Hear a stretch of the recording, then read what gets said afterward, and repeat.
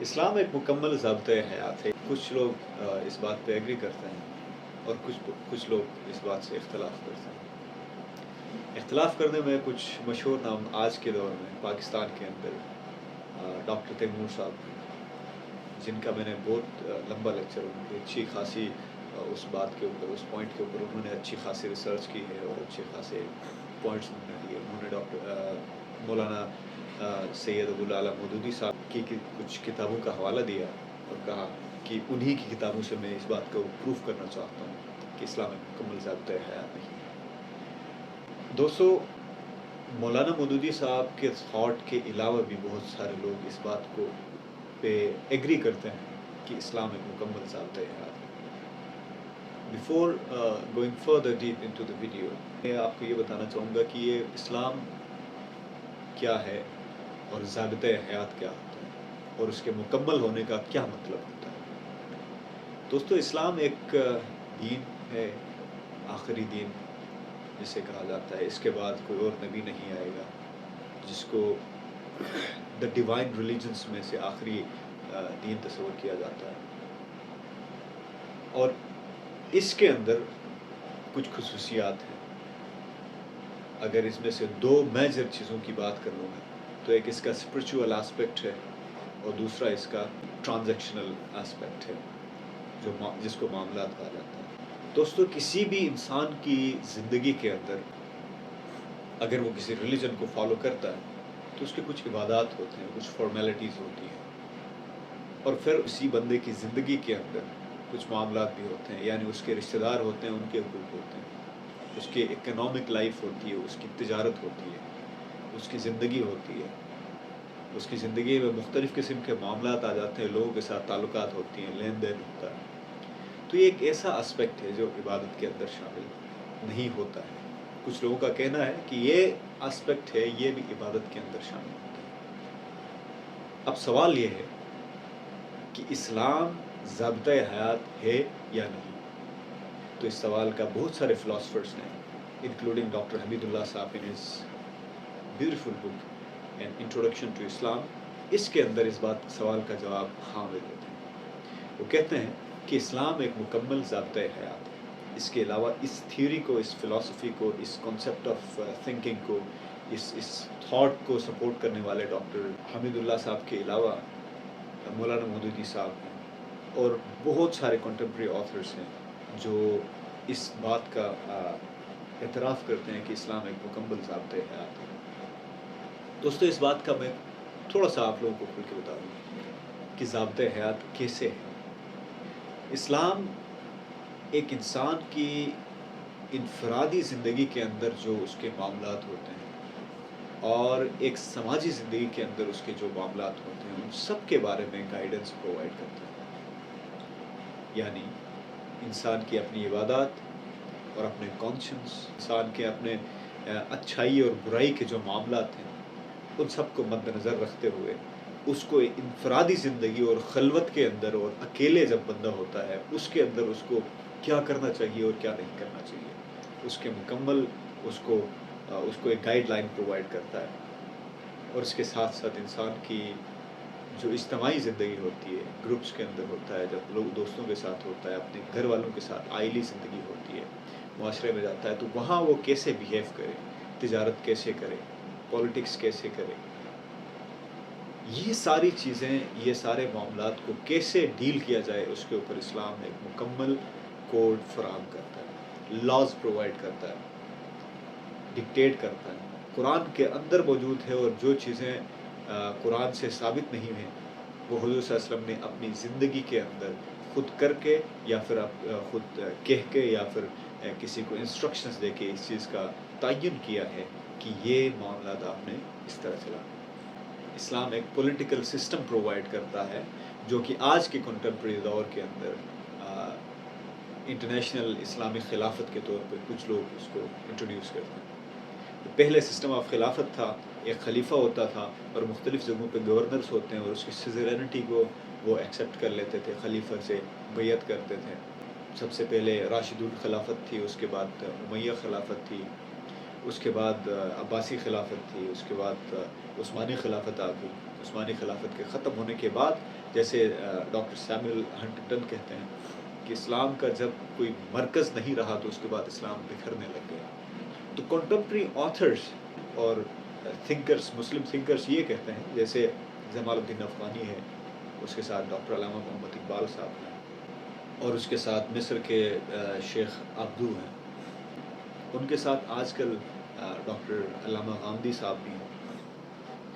وہ اس بات کا تعین کرتے ہیں، اس بات کا ادراک کرتے ہیں کہ مسلمانوں کی ایک انٹرنیشنل آرگنائزیشن ہونی چاہیے جس کی پریزیڈنٹ شپ یا پھر جس کی صدارت ہر سال کسی ایک ملک کے پاس ہونی چاہیے، کسی ایک کنٹری کے پاس ہونی چاہیے، کچھ انٹرولس کے بعد اس کو چینج کر کے، یعنی ایک ایسی آرگنائزیشن، انٹرنیشنل ایک آرگنائزیشن کنگلومریٹ بنایا جائے مسلمانوں کا، جو مسلمانوں کے کو آپس میں کمبائن کر لے.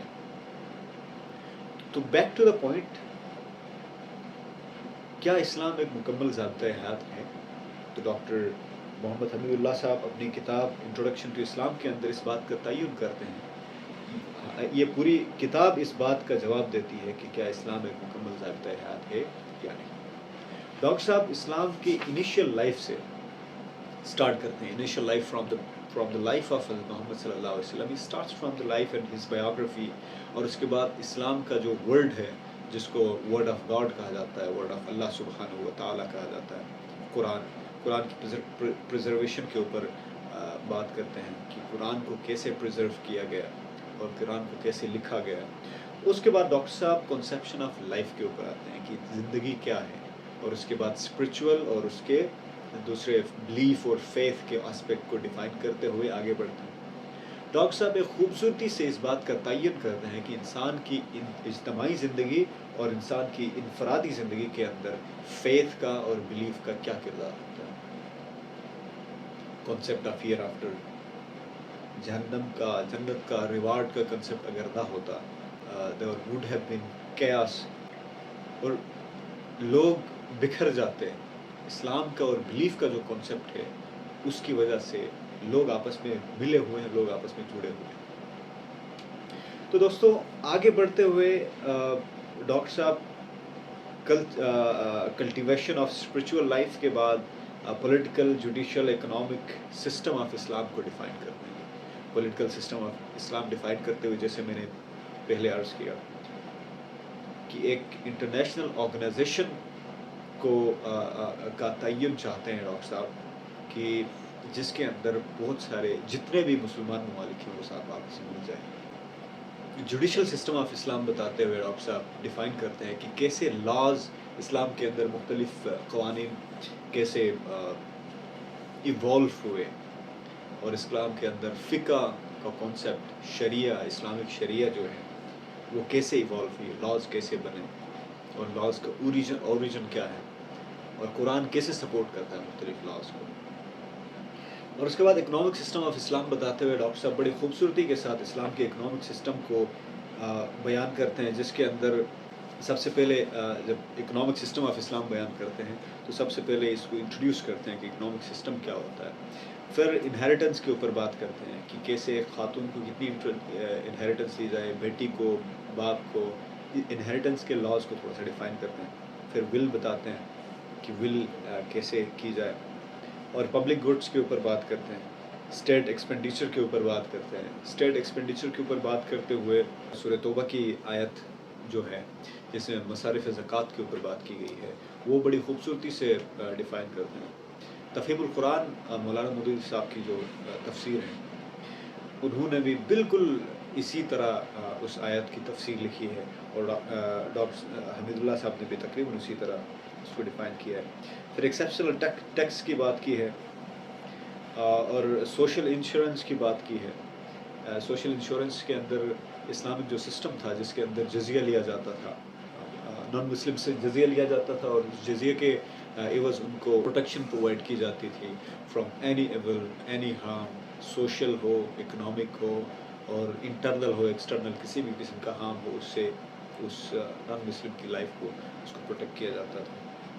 گیم آف چانس یعنی سٹے بازی وغیرہ، اس کے بارے میں کیا احکام ہے اسلام کے اندر وہ بیان کرتے ہیں. پھر انٹرسٹ کے اوپر بریف اور بڑی خوبصورتی سے ڈیفائن کرتے ہیں.